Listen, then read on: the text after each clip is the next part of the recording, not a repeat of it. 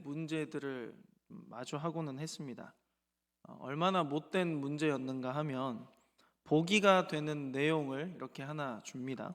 그리고 그 문제가 꼭 이렇습니다. 다음 보기와 옳지 않은 말을 하는 문제들을 모두 고르시오. 이런 문제들이 나옵니다. 보통 그런 문제들에는 이제 정답지가 5개 정도 주어지는데요. 그럼 이제 그 중에서 모두 고르라고 했으니까 답이 몇 개일까요? 보통은 한 문제당 한 가지의 답을 요구합니다, 시험이. 근데 모두 고르라라고 하면 보통 우리가 생각하기로는 2개 정도 생각합니다. 근데 제가 악성 문제, 아주 못된 문제라고 말씀드렸지 않습니까? 이게 모두이기 때문에 말이 모두지 한 개가 될 수 있고 2개가 될 수도 있고 3개가 될 수도 있고 4개가 될 수도 있고 5개가 될 수도 있습니다. 그런 문제를 내십니다, 선생님들이. 꼭 한 과목에 한 문제씩 시험마다 돌아가면서 내십니다. 그게 뭐 대수냐라고 하시는데, 시험 문제를 풀다가 학생들은 다 공감할 겁니다. 분명히 정답이 2개여야 되는데 아무리 생각해도 3개입니다. 그러면 이제 그때부터 등에 식은땀이 나기 시작합니다. 아, 내가 지금 뭔가를 잘못했구나. 정답이 3개여서는 안 되는데 2개여야만 하는데, 아무리 문제를 푸는데 정답이 하나밖에 보이지 않는데 모두 고르시오입니다. 아, 지금 내가 뭔가를 잘못하고 있구나. 2개 이상이 나와야 되는데 왜 하나밖에 안 보일까? 그렇게 그런 문제들을 시험에 딱 마주치면 순간 머리가 새하얘지면서 그 다음 문제를 알았더라도 답이 기억나지 않는 놀라운 일들을 경험하게 되는 것이죠. 그 시험장에서 시험 문제를 푸는 저의 기분은 진짜 환장할 노릇이었습니다. 와, 도대체 이런 문제를 누구 머리에서 생각해내서 낸 걸까? 어찌저찌 이렇게 맞아가지고 넘어가면 다행인데 틀리면 정말 속상합니다. 그런데 저를 더 속상하게 하는 일이 있는데, 그 상황이 뭐냐면 그 문제가 틀린 거죠. 틀려서 점수가 깎인 시험 성적표를 집에 딱 들고 갑니다. 그 한 문제 때문에 제가 100점을 맞지 못하면 저희 어머니도 많이 속상하셨는지 이런 말씀을 하셨습니다. 야, 너는 문제의 답이 다 있는데 얼마나 문제를 건성으로 읽었으면 그걸 틀리냐. 굉장히 순화해서 말씀드린 겁니다. 그래서 저는 어린 시절에 문제의 답이 있다라는 말을 정말 싫어했습니다. 아니, 어떻게 문제의 답이 있느냐는 거죠. 그리고 답을 알면 사람 곤란하게 왜 그런 식으로 문제를 내냐는 겁니다. 이해할 수가 없었습니다. 그런 문제를 딱 보고 그 문제를 틀려서 어머니께 한 소리 딱 듣고 그 다음날 집에 딱 가면 그렇게 사람이 좋아 보이던 선생님이 그 시험 문제 하나로 애들 100점 못 맞게 하려는 성격 파탄자로 보였습니다. 그런데 죄송합니다만 30년이라는 이 짧은 인생을 살아보니 문제에 답이 있다라는 말이 무슨 말인지 알 것 같습니다. 그 말인즉슨 이러한데요. 문제에 담긴 출제자의 의도를 알면 답은 보일 수밖에 없다는 겁니다. 우리는 문제를 만나면 당황합니다. 그리고 이내 그 문제를 어떻게 해서든지 최대한 빨리 해결해 보려고 합니다. 빠르게 그 문제를 해결해 보려고 하다가 어떻게 딱 맞아 떨어지면, 그래서 그 답을 찾고 넘어가면 안도합니다. 정작 그 문제가 왜 나에게 주어졌는지, 그 문제가 나에게 뭘 요구하는지 알지 못한 채 그냥 빨리 그 상황을 넘어가기에만 바쁘다는 거죠. 그래서 내용은 다른 내용이지만 동일한 유형의 문제를 또 만나게 되면 당황합니다. 문제가 왜 나에게 주어지는지, 문제 속에 담긴 의도를 파악하지를 못하니까 그때도 답을 맞춰서 넘어간다라는 보장이 없는 것이죠. 즉, 우리가 직면한 인생의 여러 문제들 속에서 우리가 정말 집중해야 할 것은 그냥 그걸 빨리 해결하고 넘어가는 게 아니라 이 문제들을 통해서 문제의 출제자가 나에게 무엇을 요구하는지 출제자의 의도를 알아차리는 게 중요하다는 겁니다. 오늘 본문의 주인공인 다윗은 그 사실을 깨달은 사람 중에 하나입니다. 어린 다윗은 핏덩어리에 불과했습니다. 하나님은 그런 그 어린 다윗을 이스라엘의 다음 왕으로 기름 부으셨습니다. 그러나 그가 기름 부음 받았을 때를 우리가 생각해 보자면 아직 이스라엘의 왕인 사울이 시퍼렇게 살아있던 시기였습니다. 왕이 죽지 않은 상태에서 다음 왕이 기름 부음 받았다라는 사실이 사울의 귀에 들리면 다윗은 어떻게 될까요? 아니, 다윗과 다윗의 집안은 어떻게 될까요? 언제든지 반역자로 몰려서 죽을 수도 있는 그런 긴박한 상황이었습니다. 하나님이 버리신 초대왕 사울은 다윗을 향해 날마다 질투를 키워갔습니다. 그리고 다윗을 인해 죽이려고까지 들었던 것을 우리는 성경을 통해서 봅니다. 그 사울의 살해 위협 속에서 다윗은 도망자의 신세가 되는 거죠. 그러나 다윗은 그때에도 그 문제를 마주할 때에도 서두르지 않았습니다. 사울이 자신을 추격하러 왔을 때 자신이 사울을 죽여서 그 위협을 멈추고 이스라엘의 왕이 될 수 있는 기회가 다윗에게 종종 주어졌습니다. 그런 기회가 있었음에도 불구하고 다윗은 성급하게 하나님이 기름 부어 세우신 자를 죽일 수 없다라고 말하면서 그냥 그 기회를 보냈습니다. 오히려 사울이 하나님의 뜻에 따라서 전쟁에서 전사할 때까지도 다윗은 그저 묵묵히 하나님의 뜻을 기다리고 있었다는 거죠. 아말렉과의 전쟁에서 사울과 그의 아들 요나단이 죽었습니다. 그 사실을 전해 들은 다윗은 또 곧장 왕이 되려고 하지도 않았습니다. 사울이 죽었고 이스라엘의 왕의 자리는 비어 있습니다. 그런데 하나님께서 이스라엘의 다음 왕으로 다윗을 이미 오래전에 기름 부어 준비시키셨습니다. 그렇다면 인간적인 시선에서 볼 때 왕이 죽었고 왕의 자리가 비어 있으니 그 빨리 비어버린 왕의 자리를 다음 기름 부음 받은 자가 앉아서 이스라엘을 잘 다스리는 게 아주 타당하고 적합한 절차입니다. 그리고 다윗 자신도 현재 자신을 제외한 이스라엘의 모든 사람들 중에서 그 어느 누구도 자신만큼 이스라엘을 잘 다스릴 수 없다라는 사실을 알고 있었을 겁니다. 그래도 다윗은 서두르지 않았다는 거죠. 사울이 죽은 후에 그는 곧장 이스라엘의 왕이 되겠다라고 한 게 아니라 하나님께 오늘 여쭙고 있습니다. 하나님께 하나님, 저 이제 왕이 돼도 될까요? 라고 물어보는 것이죠. 오늘 본문의 말씀이 어떠합니까? 그 후에 다윗이 여호와께 여쭈어 아뢰되 내가 유다 한 성읍으로 올라가리이까. 이 말이 무슨 의미냐면 다윗은 유다 지파의 사람입니다. 그렇기 때문에 먼저 다윗은 이스라엘 전체의 왕이 아닌 자기 지파의 우두머리가 되고 싶다라는 것이죠.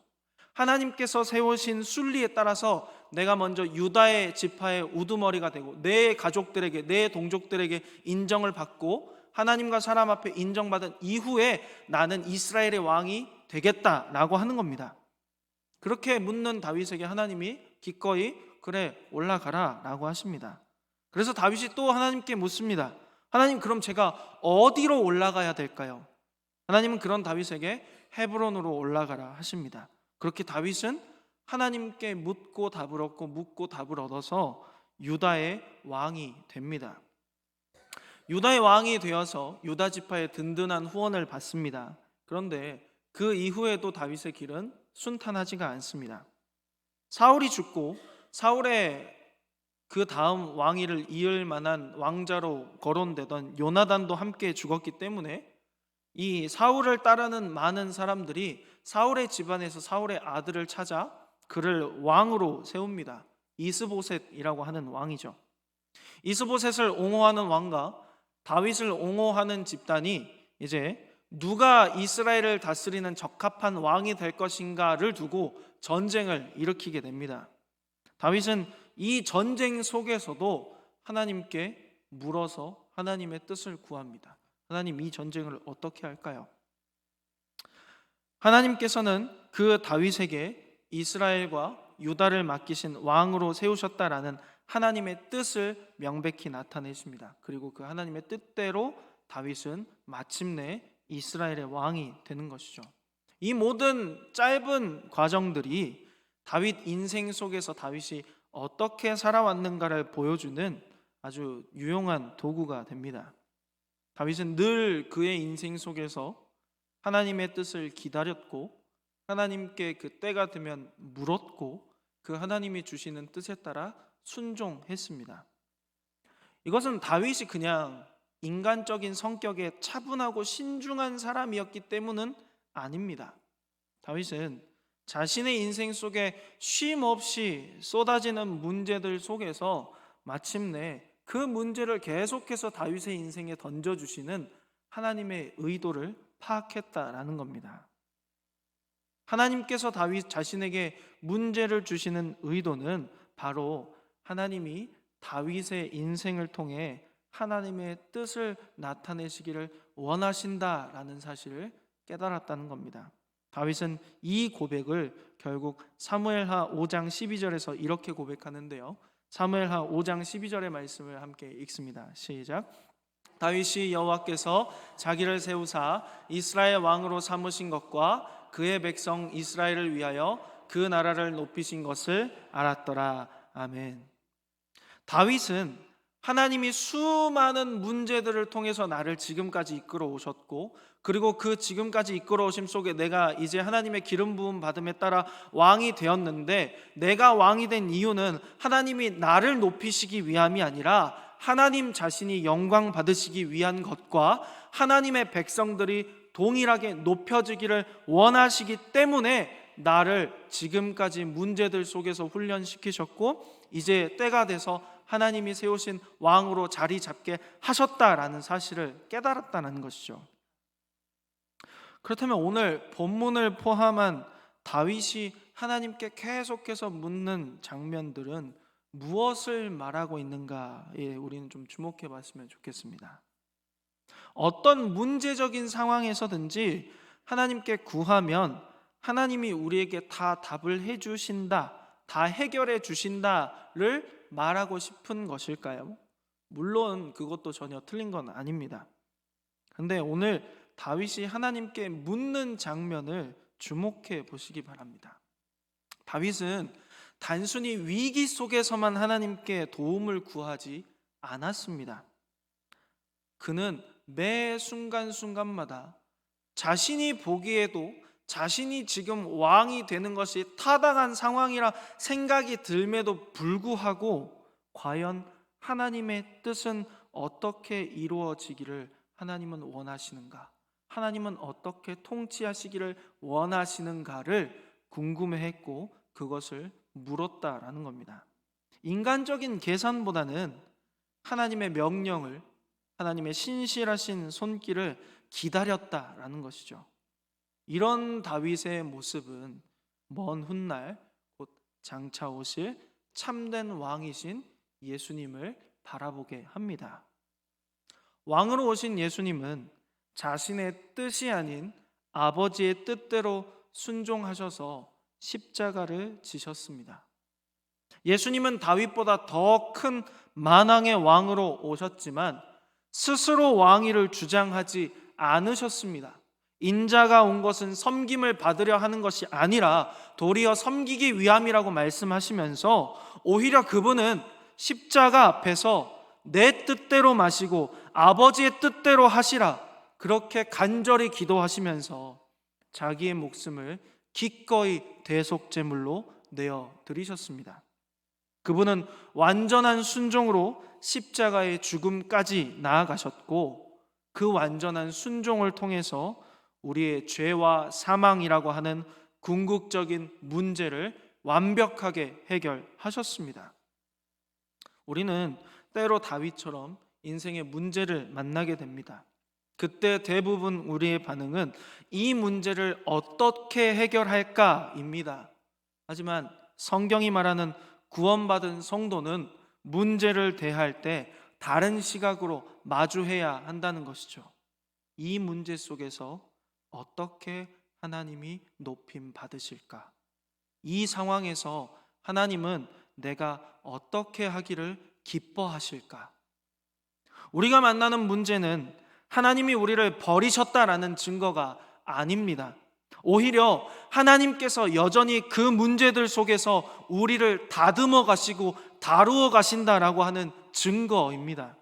스스로를 하나님은 고아와 나그네와 과부의 하나님이라 말씀하십니다. 하나님은 연약한 자들의 삶 속에서 그들의 몸부림을 통해 자신의 영광을 드러내시기를 기뻐하시는 하나님이시라는 것이죠. 이미 예수님께서 우리가 해결할 수 없는 가장 크고 근본적인 죄와 사망의 문제를 완전히 해결하셨기 때문에 우리가 그 인생 속에서 만나는 문제들은 여전히 우리의 삶에 남아있는 절망이 아니라 하나님께 영광을 돌릴 수 있는 기회가 되는 것입니다. 그러므로 우리는 이제 문제를 직면하게 될 때에 오히려 감사할 수 있습니다. 나는 부족하고 연약하지만 나의 아버지 되시는 그 크신 하나님께서 또 이 문제들을 통해 내가 돌리는 영광을 기쁘게 받아주시겠구나. 나는 오직 하나님만을 의지하면서 이 시간들을 지나가야겠다. 그렇게 담담히 고백하면서 영광의 기회를 마주하게 되는 것입니다. 그래서 예수님께서는 성도된 우리에게 이렇게 말씀하십니다. 너희들이 염려하며 구할 것은 무엇을 먹고 무엇을 마시고 무엇을 입을까 하는 것이 아니라고. 하나님은 이미 너희들이 그것이 필요한 연약한 존재라는 것을 아신다고.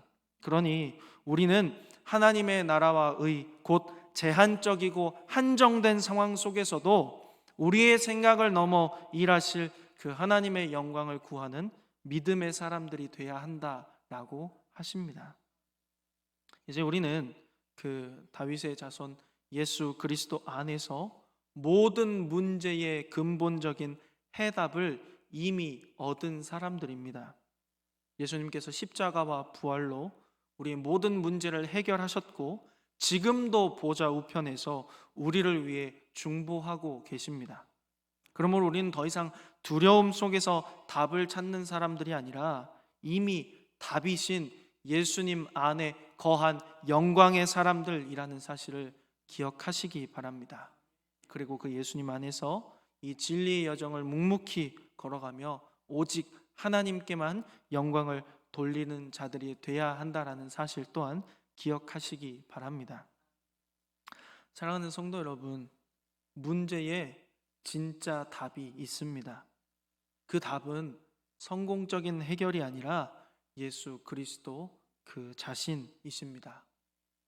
그분은 인생의 모든 시험지 위에 적힌 하나님의 해답이십니다. 우리가 답을 찾아 헤매지 않아도 되는 이유는 이미 예수님께서 십자가 위에서 다 이루었다라고 선포하셨기 때문입니다. 그러므로 문제를 만날 때 낙심하지 마십시오. 문제 속에서 하나님은 여전히 우리를 다루어 가신다라는 사실을 기억하십시오. 우리가 할 일은 그저 묵묵히 하나님의 통치를 기다리면서 기도로 묻는 것입니다. 하나님, 이 문제로 어떻게 하나님의 이름이 높아지겠습니까? 저를 사용해 주십시오. 그때 하나님은 자신의 뜻을 드러내시고 또 우리보다 앞서 일하실 것이며 우리의 모든 문제를 찬양과 감사의 제목으로 바꾸실 것입니다. 예수 그리스도 안에 있는 자에게 인생의 문제는 더 이상 미궁이 아닙니다. 오히려 그 문제는 하나님이 우리를 구원으로 부르시는 확실한 초대장입니다. 오늘도 예수님만이 우리의 답이심을 기억하시기 바랍니다.